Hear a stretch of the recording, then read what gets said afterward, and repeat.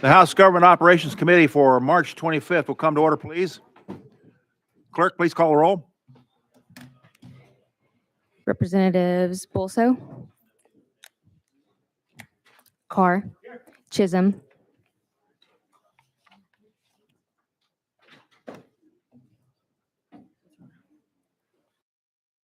Clemens, Crawford, Eldridge, Faison, Hakeem, Helton Haynes, Himmer, Johnson, Jones, Kiesling, Kumar, Lafferty, Littleton, Martin, McCalman, Rudder, Vice Chairman Reedy, Chairman Reagan. Here. Mr. Chairman, you have a quorum. Thank you, Madam Clerk. Members, do we have personal orders before we get started? Seeing none. Oh, I'm sorry. Representative Jones, you're recognized. Thank you, Mr. Chair.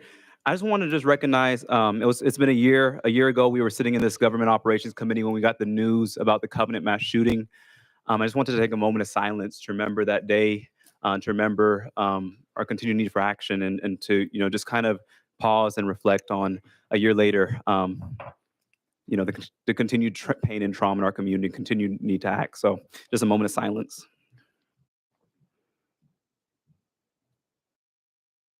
Thank you, Mr. Chair. Thank you, members. Any other personal orders? Seeing none. Administrative announcements. Item number 19 on our calendar is going to be moved up in front of item 15. And we're going to go slightly out of order. Item number 4 on your calendar, House Bill 2803, will be the first one we take up. Will the sponsor for item number 4 come forward? Do I hear a motion? We have a motion and a second. You're recognized for an explanation of your bill, sir.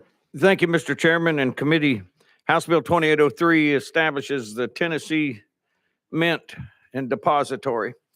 We've been working on this for quite some time, about 8 years for me, and it's finally starting to get in the posture that we can go forward with it. The Lieutenant Governor signed on the Senate side, by the way, on this bill, but it will enable us to take silver bullion and create 1 ounce pure silver coins that are commemorative.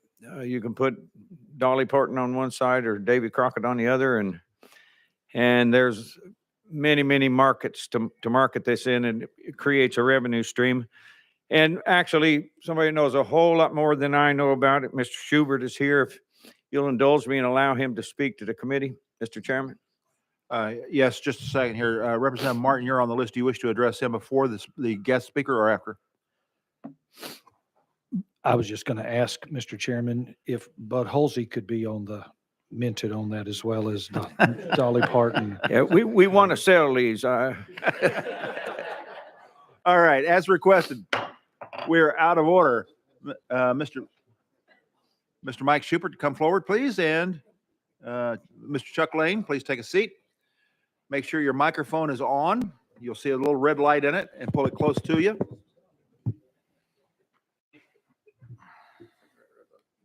Make sure you got that red light. There you go. All right. Please give us your name and who you represent, and then I'm your Chuck remarks. Lane, representing Artisan. I am Mike Schubert, president of Artisan. Mr. Schubert, you're recognized, sir. Thank you, Chairman. Thank you, members of the committee. Just wanted to take a couple minutes today to give you a quick brief on what the bill on the project is, and then open it up to questions. Artisan was approached by state leadership probably 18 months ago now, and they asked if we'd be interested in helping the state work on a strategy for bullion. And my first question was, why would you want to do that? So we have had many conversations over the last several months. Bullion acts as a natural hedge against inflation, which we've had an issue with here in the state, along with the rest of the country.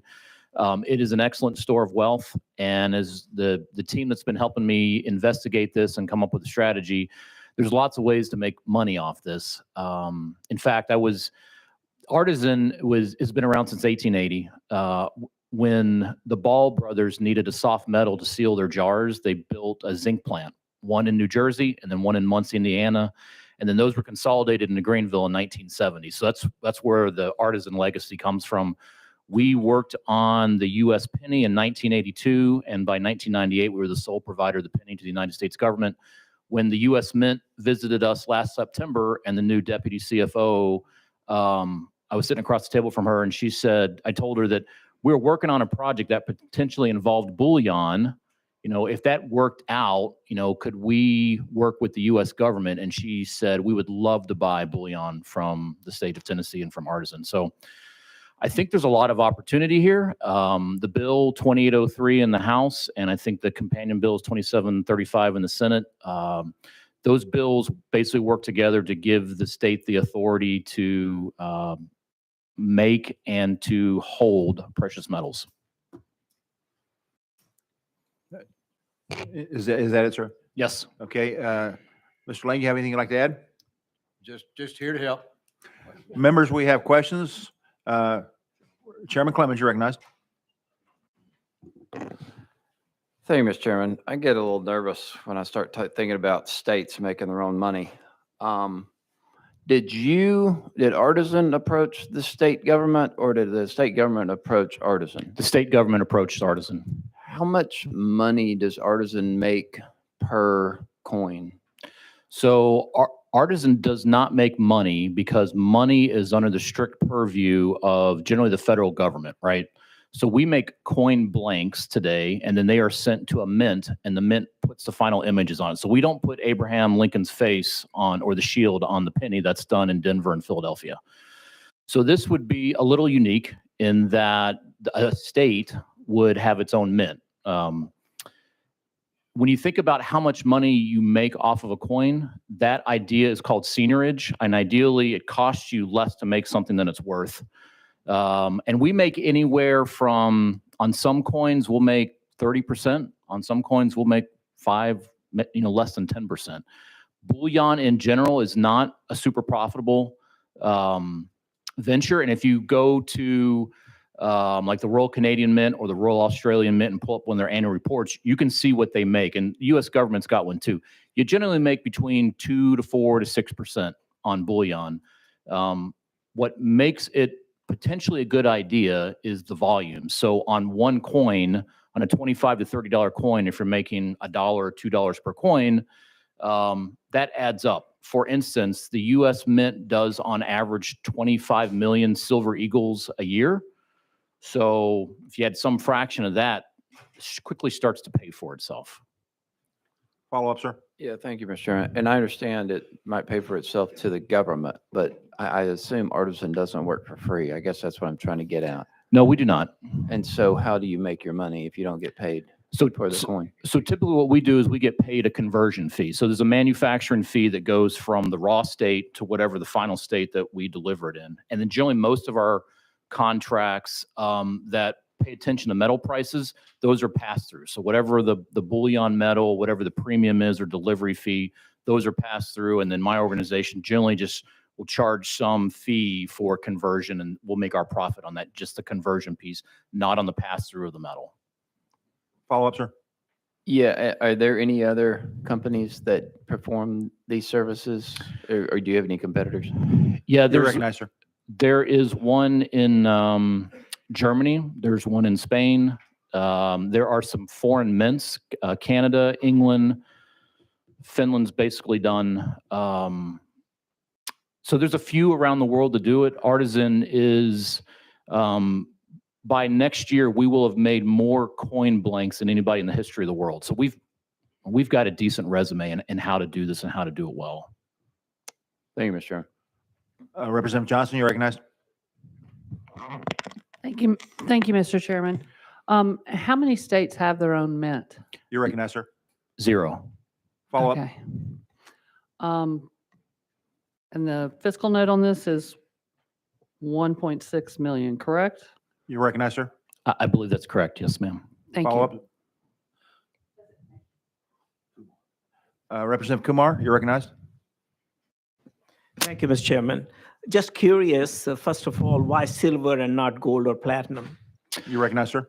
So that's a great question. When the idea was originally pitched to us, it was for silver. As I've investigated, what should a factory look like? I think gold is definitely part of it. We have not really looked at platinum because I think one of the things that we want out of this opportunity is if we're making these coins, medallions, tokens, whatever we end up calling them, based upon what's on the face, people need to readily understand their value and be able to exchange them. You can go on the internet and quickly find out what 1 troy ounce of silver is worth. You can do the same thing with gold, and you can do that with platinum, but it's just not as well understood. And if we're going to get into this, I think it makes sense, especially at first, to kind of keep it simple and make it sure that the product that we're making that is well understood, the monetary value of it is well understood, and I think that will help enable the strategy. Follow up, sir. Yes, Mr. Chairman, thank you. Logistically, kindly walk us through in the sense that you would obtain silver bullion on the market, make them into discs that you will send them to a minting people, and how does the state of Tennessee get paid, and how does it all work? You're recognized, sir. It's a great question. So we would receive refined silver or gold. So we would not be refining it. We would be melting it, and we would be turning it into whatever form factor the state wanted, which is probably round disc, like you said. This facility would not ship it to a minter. The minting would be done at this facility, including the roll and wrap and the whatever storage device. And then that would in turn go to the depository. So the depository would manage the holding of it. Typically there are fees around that. So if you're holding someone's silver or gold, you're charging 1% a year, 0.5% a year. It's volume based. The more you have, the better the discount you get on that. And so that's the basic supply chain. And then I forget the second part of your question. You're recognized, sir. Thank you, sir. Logistically, so you obtain the bullion, you make it into disc, you send it to the people who put images on it, and then who will sell it, and how does the state of Tennessee stand to benefit? You're recognized. So we would put the Tennessee Mint, which I would be interested in operating, would put the images on it itself. So, and then that money then is shipped into a storage place. So one of the ways that this would work is Artisan would make a bullion product for the state and would be held in a depository. The state could then sell that to private collectors, other entities.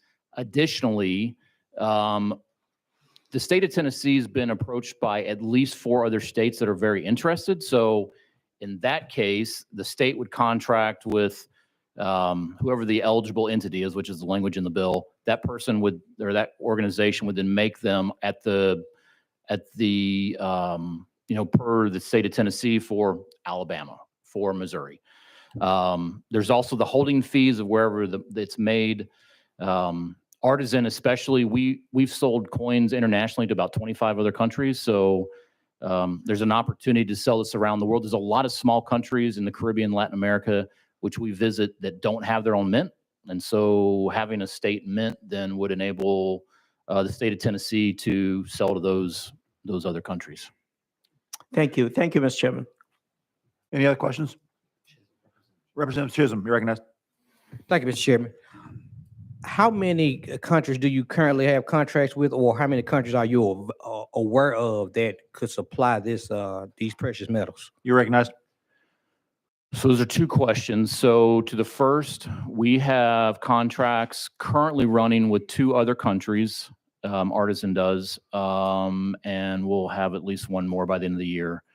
But then the second part of your question was how many others can make this or buy this. So there are probably 4 recognized global mints, which most people would buy there if they wanted to buy silver or bullion from.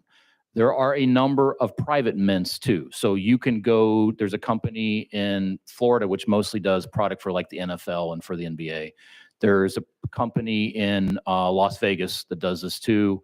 There are several private mints around the world which have been started up in the last few years simply because a store of wealth and protecting your investment has become so important. For instance, the state of Tennessee, I think at the beginning of COVID, lost about 3% of their portfolio value just because of the way that foreign exchange moved. So if some amount of the money of the state of Tennessee was in precious metals, that would have acted as a hedge. And that's really why you buy precious metals, is a hedge against uncertainty on inflation and things like that. Follow up, sir. Yes, sir. Thank you, Mr. Chairman. So how many countries is currently supplying us with this bullion? You recognize, sir? So nobody is supplying the state of Tennessee right now with bullion. The United States Mint mostly buys their bullion from the company that's in the state of Nevada, I believe. Representative Hemmer, you recognized? Thank you, Mr. Chairman. Just still trying to understand this bill. I'm guessing, could the state of Tennessee or the state treasurer's office contract with Artesian today and another mint that you operate to do the same thing that we're talking about doing? You recognize, sir?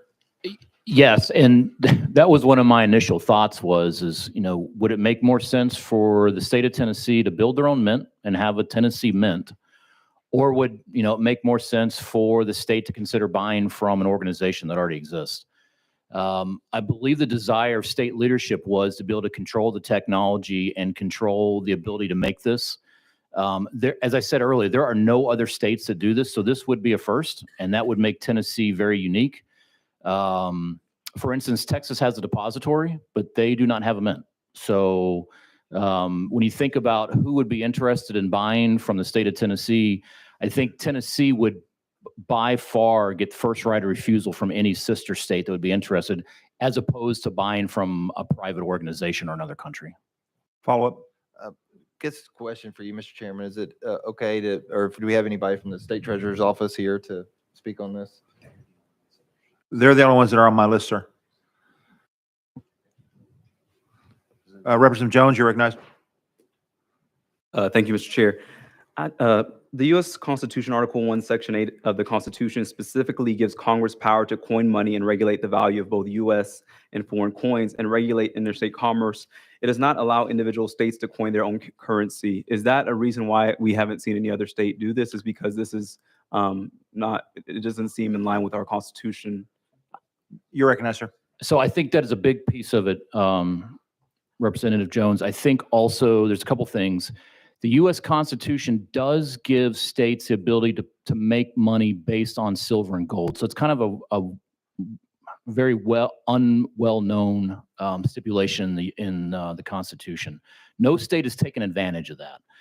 Additionally, with COVID, with the uncertainty that brought, and with the mess it made of financial markets, and with the foreign exchange, I think it became a much bigger issue for organizations that are interested in how do we protect ourselves against this type of uncertainty in the future. You're right. The United States government has the sole authority to make money not made of silver or gold. And when I've been asked, well, how many dollar signs are we going to put on these? I said 0, unless we're going to have to share the same, jail cell, because that's what happens if you make money in America without the permission of the Federal Reserve Bank. So we would not be making any product that's got a dollar bill on it, or it says worth $25 or $1, what it is. We would be making product that has an inherent intrinsic value because it's made of silver and gold. And as long as you can guarantee the purity of that, then you always know the value of the product that you've made. Follow up, sir. Thank you. I think the concern, and I was trying to find this article from one of our Vanderbilt University professors of economics and finance, who said that it's a terrible idea for states to have their own mints because there's concerns that it would undermine the authority of the federal mint, would harm the regulation and circulation of money. Do you have any response to those concerns? Representative Jones, before he answers that, he's pointed out that there are already private mints in existence. But go ahead, sir. You're clear to answer. I mean, I think that if you look at the fact that we have inflation at 7% today, and interest rates super high, those are imposed upon us by the Federal Reserve Board. And I think some of the leadership that's interested in this bill, they're interested in not being so tied to what the government does. When the United States went off of the gold standard in 1970, the amount of financial uncertainty that caused, I think that's what they're trying to rein in a little bit. So by having a store of wealth, it actually protects the value of your money that much more. Follow up? I'm just struggling to see that if there's no dollar sign on this. This is not currency. I'm just trying to understand. So we're making basically like tokens like they have at Chuck E. Cheese, essentially, that are expensive. So I'm just trying to figure out how this is not currency. This is not real money. And so, can you explain? I'm a little bit confused. Yeah, You're recognized. sure. Great question. So a U.S. Silver Eagle has got a $1 sign on it. That's just denominated as $1. U.S. Silver Eagle is never going to be worth $1. It's worth whatever the precious metal is. And plus, because it's made by the United States, which is a well-known organization in terms of the minting world, it generally carries about a 20% premium. So a $1 Silver Eagle that's got $25 of silver in it is generally worth $32 to $35. So that's the beauty of precious metals, is no matter what happens, the value of the metals actually increase as inflation occurs. So as a store of wealth, you can buy the same loaf of bread with 1/10 of an ounce of silver today that you could have, 100 years ago. Follow up, sir? Any other questions? Seeing none, thank you, gentlemen. You're excused. We appreciate your testimony. We're back in session. Mr. Sponsor, you're recognized to continue explanation of your bill and closing remarks. Thank you, sir. These things dovetail with the bill we passed last year that instructed the treasurer to begin purchasing gold bullion and precious metal bullion. It dovetails with that. It also, rather than just store it, it gives you an avenue to use it and to recycle with what we sell commemorative tokens for, and the markets that open up for that to turn around and reinvest that. So it's all part of one big package. This is just a big piece of it. Chairman Clemens, you're recognized. Thank you, Mr. Chairman. I appreciate it. And Representative Halsey, is this an administration bill or is this your own bill? You recognize, sir? It's something that a few of us have worked on for about 8 years.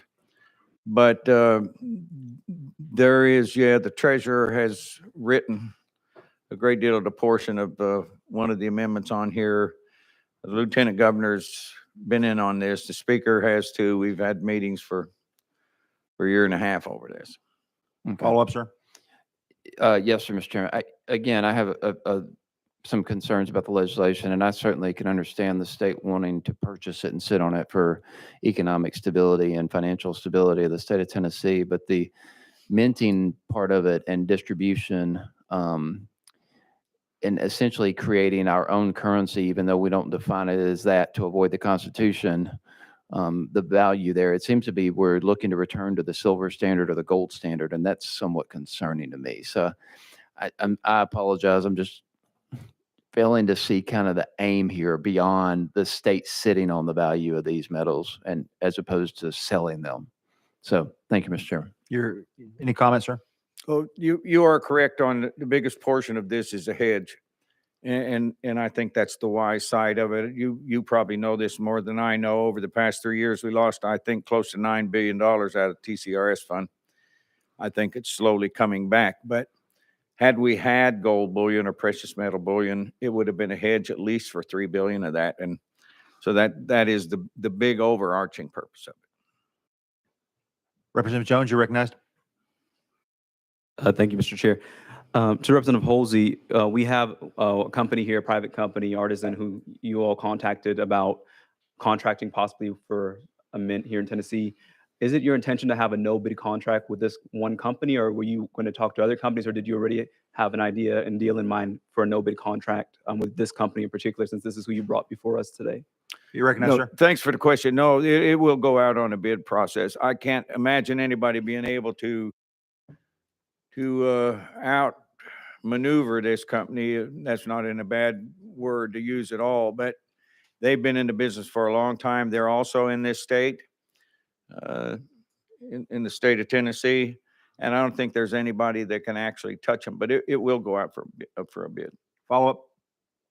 And then I guess, we're facing a lot of issues in Tennessee. And when I see, the $1.6 million to do what no other state has done, possibly because of constitutional concerns, to create a mint, it just seems concerning. I mean, how can we go to our constituents and say we created a mint for commemorative gold coins when 1 in 5 children in Tennessee live in poverty? Like, how can we justify this fiscally to our constituents? Is I guess what I'm struggling with seeing when it doesn't seem like an issue that is urgent for our community or serves any public interest good right now. Particularly as we're looking at funding for education, all these other concerns we have. We're going to go and say, well, we're printing gold coins that are commemorative. Representative Jones, please get to your question. And so my question is, how can we just justify this to our constituents that this is what we're prioritizing and what we're going to be pushing and offering them in this time? Any response, sir? But I think the bullion issue is a big one. In fact, it's a huge one in uncertain times. The federal government owes $34 trillion. We're in debt. This is the kind of hedge that you'd want for stability in a state. The fact that the mint part plays into this means which Representative Clemens didn't really like this part of it, but the bullion part of it is the sustaining part.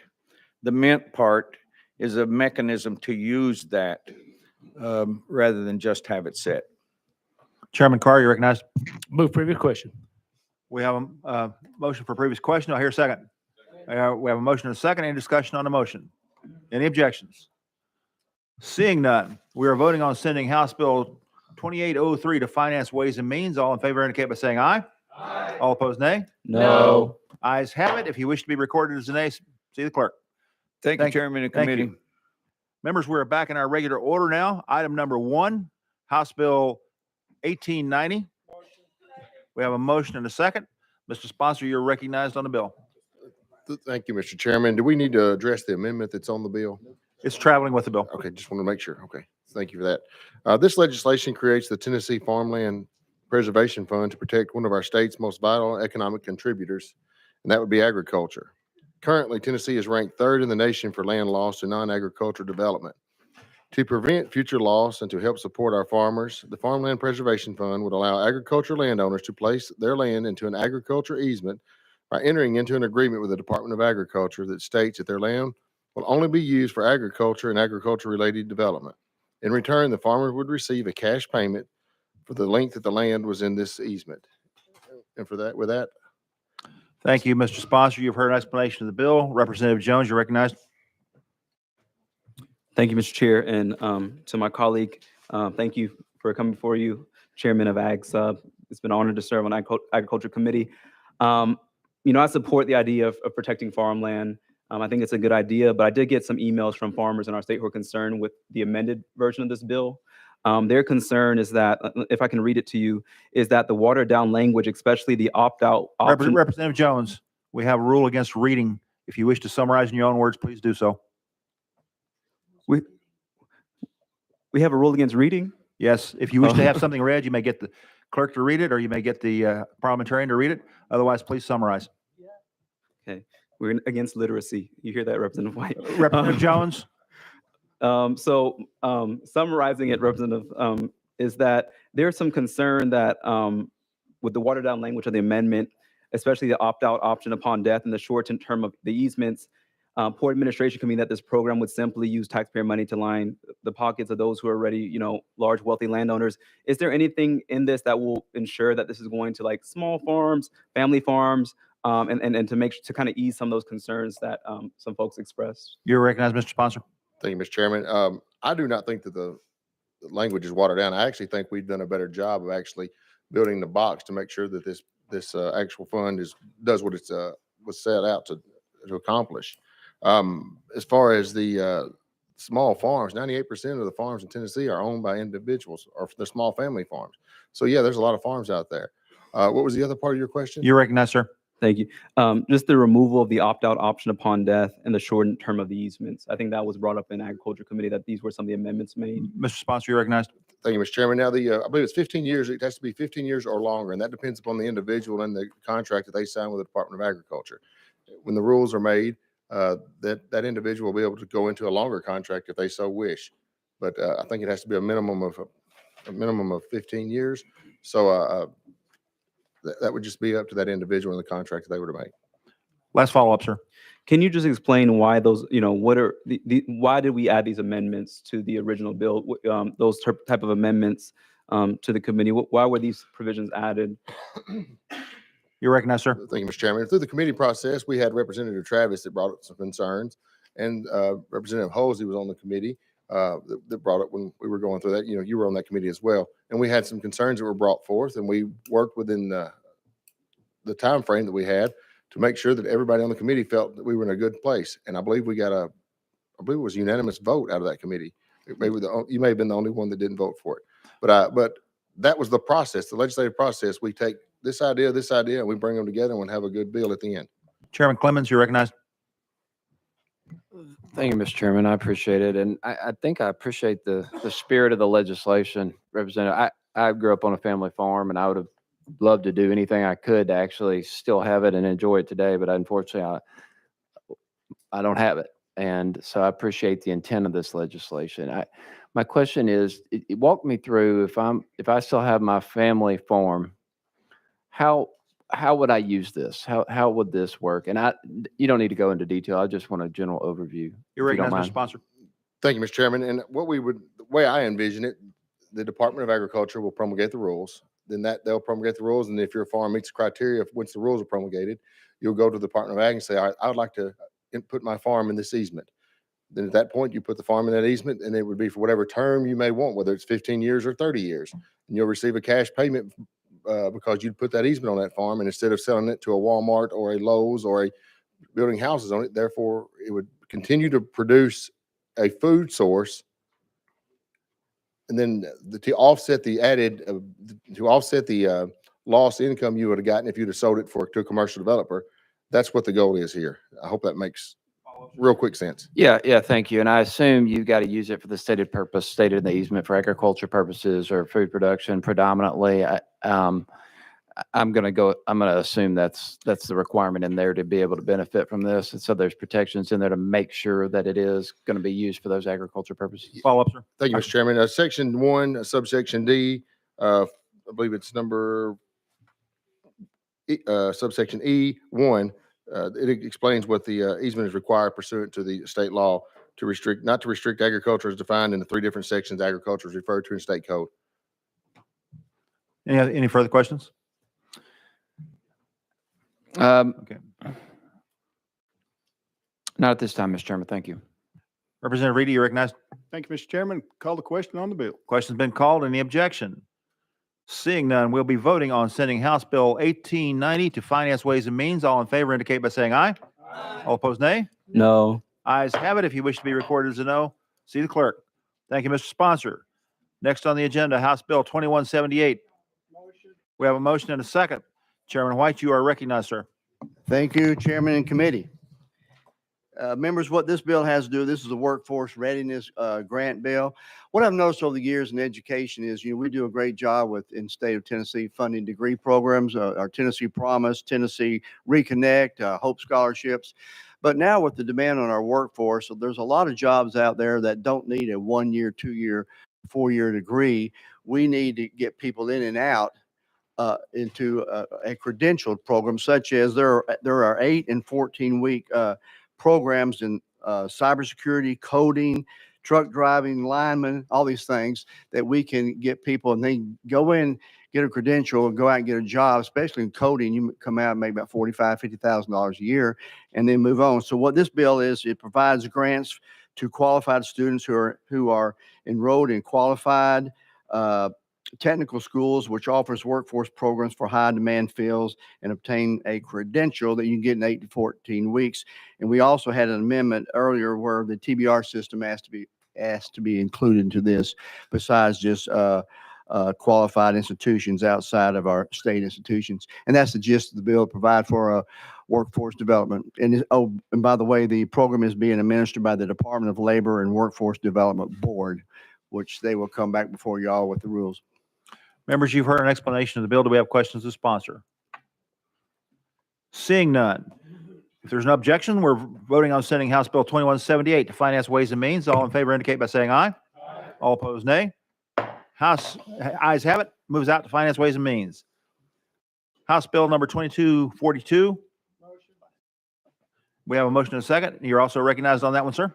Yes, thank you, Chairman Committee. We actually were cleaning up some language. Last year, we passed a legislation where we would teach computer sciences in our high schools as well as our middle schools.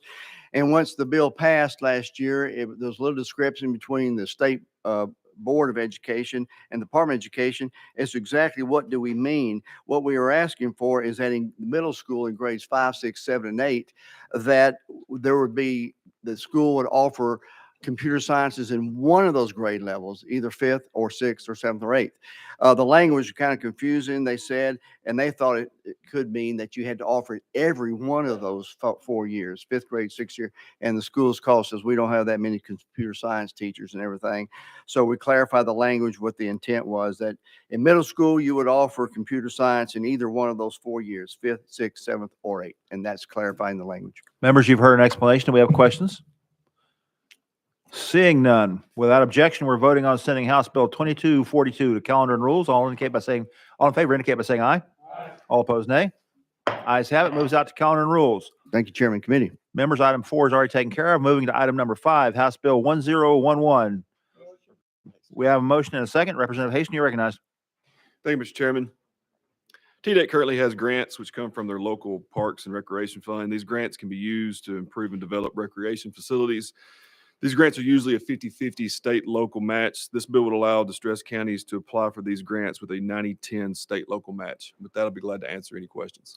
Members, you've heard an explanation of the bill. Do we have questions of the sponsor? Seeing none, without objection, we're voting on sending House Bill 1011 to Finance, Ways, and Means. All in favor indicate by saying aye. All opposed, nay. Ayes have it. Moves out to Finance, Ways, and Means. Thank you, Mr. Sponsor. Item number 6 on our agenda, House Bill 2081. Representative Alexander, you're recognized. We have a motion and a second. Thank you, Chair. Thank you, Committee. This bill is a bill that would allow an unlicensed person who's employed by a personal support service agency, which is called a PSSA, licensed under Title 33, may administer medications to an individual who is incapable of self-administration in the individual's place of residence after the unlicensed person satisfactorily completes a competency-based training program approved by the Department of Mental Health and Substance Abuse Services. Members, you've heard an explanation. Do we have questions? Seeing none, without objection, we're voting on sending House Bill 2081 to calendar and rules. All in favor indicate saying aye. All opposed, nay. Ayes have it. Bill moves out to calendar and rules. Thank you. Item number 7 is House Bill 2942. And I don't see the sponsor here. We'll roll that one to the heel. Item number 8, House Bill 2781. You recognize, sir. Thank you, Mr. Chairman, and thank you, committee. Sorry about that. This bill is brought to us by the Council of State Governments. This is the cosmetology compact licensure legislation. This compact creates a multi-state license for cosmetologists to make it easier for individuals to practice in other states. The compact does not impact someone's ability to have a Tennessee-specific license, and adopting the compact now at this time would put Tennessee at the table for creating and finalizing the compact rules.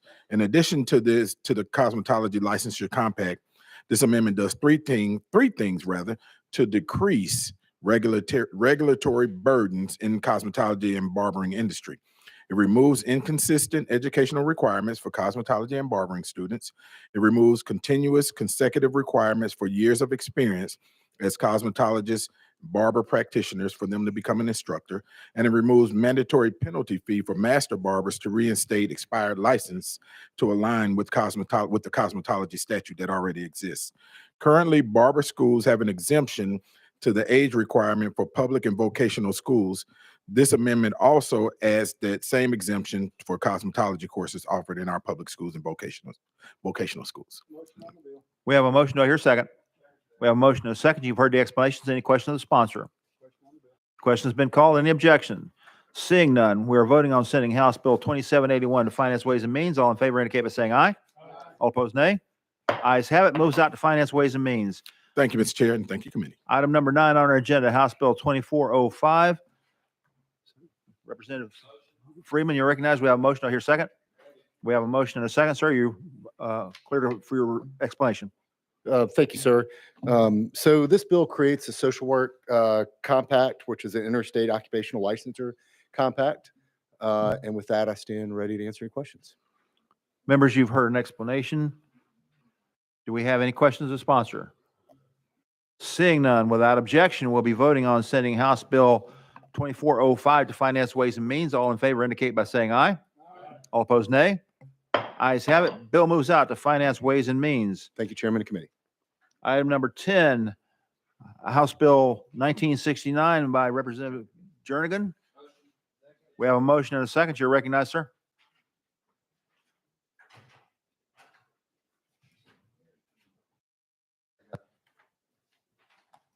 Got it. Thank you, Chairman. Members, after working, pardon me, after working with the Department of Commerce and Insurance, Department of Human Services, as well as the State Fire Marshal, this bill is amended will align with the 2021 International Building Code and the International Fire Code requirements for carbon monoxide alarms in daycares. This bill codifies the carbon monoxide alarm requirement for daycares. It will require each child care agency to have a carbon monoxide alarm in every room where child care is provided to children. It establishes that each day a violation occurs would constitute a Class C misdemeanor, which is the same violation for not having a fire alarm. These carbon monoxide detectors are usually between $10 and $15. And Chairman, with that explanation, I'm happy to answer any questions. Members, you've heard an explanation of the bill. Do we have questions of the sponsor? Chairman Lafferty, you're recognized. Thank you. Thank you, Mr. Chairman.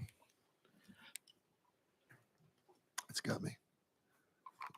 Will this have any impact? We've got like Mother's Day out programs at some churches in my area. Will this have any impact on these Mother's Day out places that help keep an eye on kids for a few hours while mom runs? You're recognized, Mr. Sponsor. I don't think that I don't think they would be considered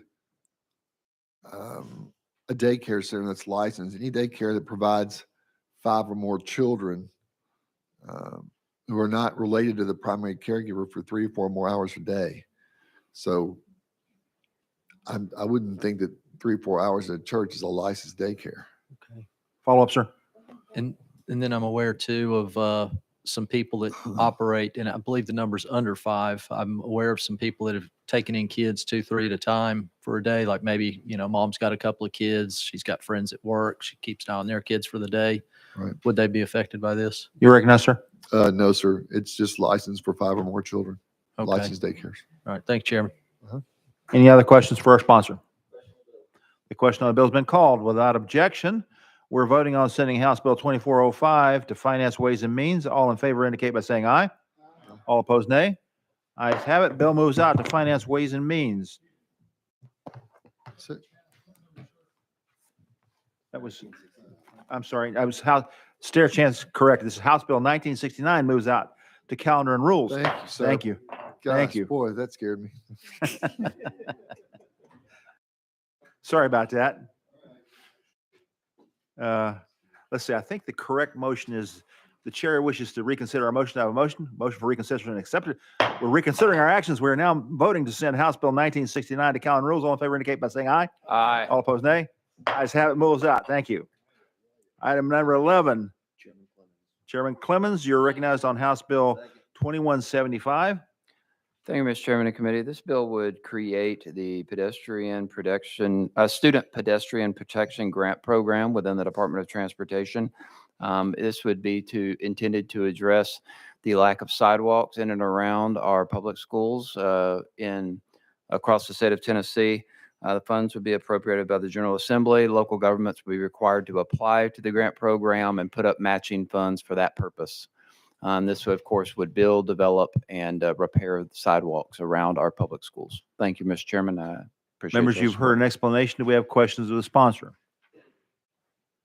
Seeing none, we had a motion and a second on this one. Do we have anything else? Chair will entertain a question. Without objection, we are voting on House Bill 21 75 going to Finance, Ways and Means. All in favor indicate by saying aye. Aye. All opposed, nay. Bill moves out to Finance, Ways and Means. Item number 12 on our agenda, House Bill 1874 by Chairman Carr. You're recognized, sir. Crawford, I'm sorry, Crawford. Who is it? I took it over. He couldn't be here today. Okay, Chairman Carr, you have it. Thank you, Mr. Chairman. All this bill does here is it all calls coming from a blue light emergency telephone must be recorded, including all calls routed to 911 dispatch center or schools campus security originating from a school's campus. And the reason a bit, there's only 3 in the whole state that does not record these, and especially for the school systems. And the TBR is all behind this, and safety is behind it. We just like to get those included. If not, I stand ready for questions. Members, you've heard an explanation. Do we have questions of the sponsor? The question has been called on the bill. Without objection, we're voting on House Bill 1874 going to Finance, Ways and Means. All in favor indicate by saying aye. Aye. All opposed, nay. Ayes have it. Bill moves out to Finance, Ways and Means. Item number 13, House Bill 2393 by Chairman Lafferty. You recognized? We have a motion and a second. Thank you, Mr. Chairman. House Bill 2393. The SARA, or the State Authorization Reciprocity Agreement, is a nationwide agreement to allow institutions to offer online education without the need for excessive authorization fees and regulations. Tennessee joined this agreement back in 2015. The institutional fees associated with participation when the legislation was first enacted were based in large part on a fee structure established by the National Council. However, recently, that national group has increased their fees and added additional fee levels. In light of those changes, this legislation would do 2 things. The bill, 1, uncouples Tennessee's fee structure from participating institutions.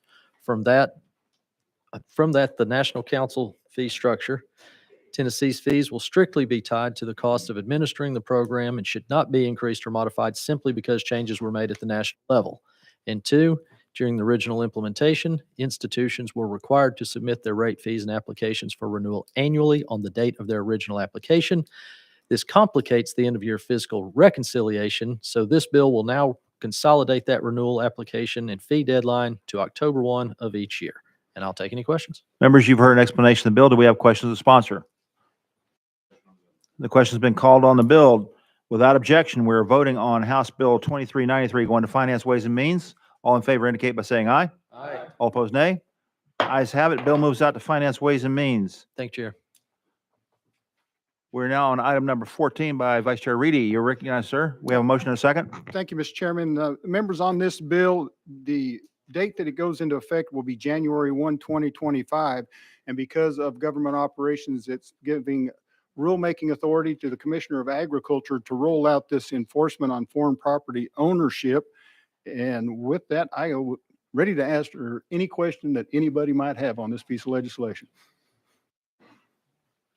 No questions for the sponsor. Without objection, we are voting on sending House Bill 2553 to Finance, Ways and Means. All in favor indicate by saying aye. Aye. All opposed, nay. Ayes have it. Bill moves out to Finance, Ways and Means. Members, we moved item number 19 up to this point on the list. Representative Carringer. We have a motion and a second.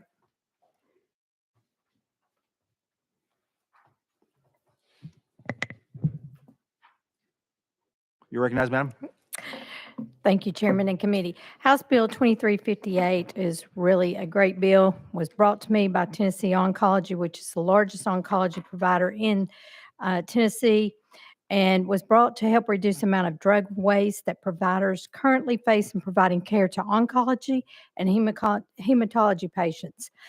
There's thus curbing the cost increases of providing care. Due to some changes in guidance at the federal level, physician-owned pharmacies such as one that serves Tennessee Oncology, 33 clinics in East and Middle Tennessee can no longer ship medications to patients' homes. With many oncology patients living in rural areas, sometimes an hour or more away from their nearest clinic, the physicians often try to predict what drug the patient will need and have it ready for them as soon as they arrive at the clinic. However, problem arises when the cancer has changed due to a patient's lab results that make it necessary to change medications or doses. So the correct prescription is ordered, but the one that was waiting for the patient is considered waste under Tennessee law and is technically left the pharmacy, it cannot be restocked and is considered waste. So this has resulted in over 1.6 million in wasted medications in the last few years. And so a lot of those medications are hard to find. And so it can run as much as $10,000 per month.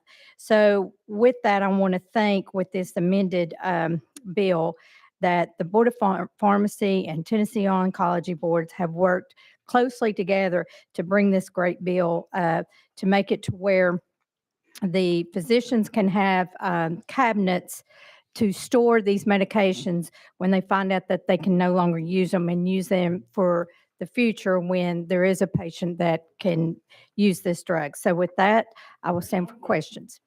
Questions have been called. Seeing no questions other than that, any objections to the question?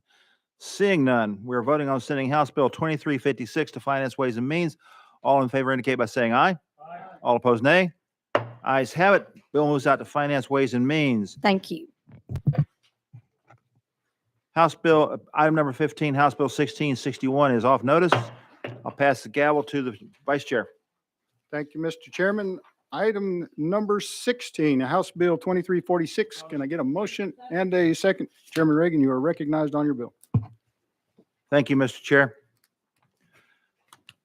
This bill is, by way of explanation, many of you may remember when we passed the Focus Act, we removed 6 universities from the Tennessee Board of Regents oversight.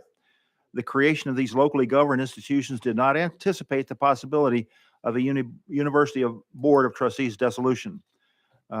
The Comptroller's 2022 audit has revealed that may be a reality for some.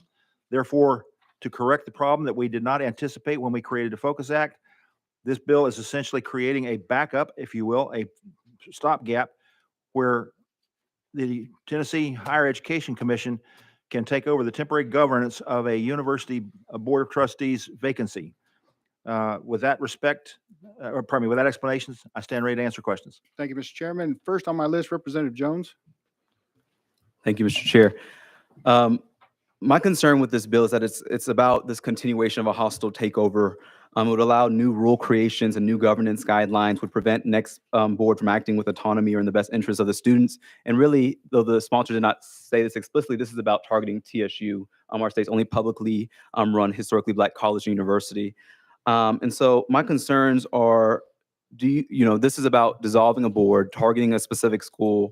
Do you have, are there any provisions in your bill, because I didn't see any in here, that would address the concerns that this would override control of the university by state entity that is not connected to the everyday life of students on the campus? This is allowing some people who are not connected to the student body to come in after you dissolve a board of trustees, people who have no connection to the students, to now control the operations of a university. Chairman Reagan, your response? The answer to your question, sir, is this bill is not targeting any specific university. Any university whose board of trustees faces dissolution would be subject to this bill. And I'm sorry, the rest of your question was what, sir? Representative Jones? My question was, there's no provisions in here to state that this is to address the concern that this is overriding the control of university by a state entity that is not connected to the everyday life of students on the campus. And so you're getting rid of the board of trustees, which include a student trustee, which include a faculty trustee, and you're allowing an out of university body to now oversee this university and the campus life. And I think it is misguiding for the sponsor to say that this is not about TSU when he also has the bill to dissolve TSU's board of trustees. And now this is a secondary measure to that. If we connect them logically, that there's only one university that's being dissolved. They're threatened with being dissolved, their board of trustees, and that's TSU. And so those are my concerns. Chairman Reagan. Thank you, Mr. Chair. I would invite the sponsor to read the amendment on the bill. This bill prohibits the THEC board from performing one or more of the powers or duties prescribed by law for the state university if they're acting on behalf. They're acting on the behalf of so doing would create a conflict of interest. THEC's board currently is charged via code to deal with matters regarding state universities' planning and development, mainly surrounding academic programs, capital projects, and operating budgets. In order to avoid any conflicts of interest that could come with the commission voting on the changes for a state university, they are simultaneously assuming management over the bill as amended states that the executive director will handle any of the powers or duties in regards to academic programs, capital projects, or budget requests for a state university that they are acting as a board of. The executive director is a non-voting member of the board. In other words, the board will not have to vote on any action as a governing board and then turn around and vote on that same action as the THEC board. The bill requires the commission to submit written notification of its assumption of management of and governance of a state university on this bill to the appropriate joint evaluation committee. Following this step, the Tennessee following in this step of the Tennessee Governmental Entity Review Law. The bill provides that all rules promulgated, policies, procedures, and guidelines by a state university board that are in effect upon the commission's assumption of management and governance of the state university continue, and they are deemed as such for any future new board of trustees when THEC management ceases. Representative Jones? Thank you. Thank you for reading that to the sponsor. Thank you for reading to the Those are my committee. notes, sir. So my question is, are there any university boards that you anticipate being impacted by this in the near future? Are there any boards that you see being dissolved within the next year? Chairman That this Carr. is going to, you said this is addressing an issue that you didn't anticipate. So who are you anticipating being dissolved? Chairman Reagan? That is not in this bill, sir. It's in a future bill. Okay, next, I'll come back to you. We've got a lengthy list here. Chairman Carr, you're next on the list. Pass. Representative Clemens, you're next on the list. Yeah, thank you, Mr. Chairman. My questions were for clarification purposes. Does this bill in and of itself dissolve any board? No, sir, it does not. And does this bill in and of itself, well, let me rephrase that. If this legislature does not take action or pass legislation to dissolve any state university board, what will be the effect of this legislation? Chairman Reagan? This bill stands in reserve, sir. It will not be activated until such time as that eventuality happens. Representative Clemens? That's all I have at this time. Thank you. Next on the list is Representative Martin, sir. Question been called. Any objection? Seeing none? All right. All in favor of previous question signify by saying aye. Aye. Any opposition? No. No. Previous question prevails. At this time, we'll take a vote. All in favor of House Bill 2346, moving on to calendar and rules, signify by saying aye. Aye. Any nays? No. Bill moves out. Committee members, next on the calendar, item number 17, House Bill 1776. Got a motion and a second. Chairman Reagan, you are recognized on the bill, sir. Thank you, Mr. Sponsor. This bill is basically extending the Board of Court Reporters. If you may remember, we had several conversations from that and from our various court reporters. It's extended for a 2-year period in this bill. Any questions been called? Any objection? I'm sorry, I stand corrected, sir. 1 year. All right, so the correction is extending the court reporters for 1 more year under House Bill 1776. All in favor, say aye. Aye. Any opposition? Nay. Bill moves out to calendar and rules. Next and last on our list, item number 18, House Bill 1783. Can I get a motion? We've got a motion and a second on the bill. Chairman Reagan, you are recognized on the bill. Members, this is the rule omnibus bill. This bill codifies all rules that were filed with the Secretary of State in the previous year after getting a positive recommendation from the Joint Government Operations Committee. There is an amendment, 14569, to be put on the bill. Motion on, we've got a motion and a second on the amendment. All in favor of putting amendment number 14569 on House Bill 1783, signify by saying aye. Aye. Any opposition? Nay.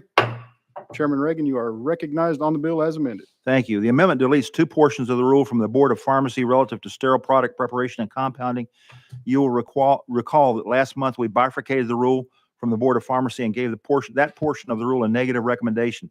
This amendment reflects that recommendation that will be amended out. With that explanation. Any questions on the bill? Seeing none. All in favor of moving out House Bill 1783 to calendar and rules, signify by saying aye. Any opposition? Nay. Bill moves out. Chairman Reagan, the gavel is yours, sir. Thank you. Members, do we have any? We have House Bill 2942. Oh, that's right. We had one roll to the heel. Is the sponsor of House Bill 2942 present?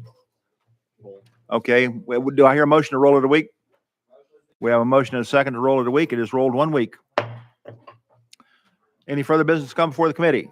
If not, the chair will entertain a motion. What? Non-debatable. We're adjourned.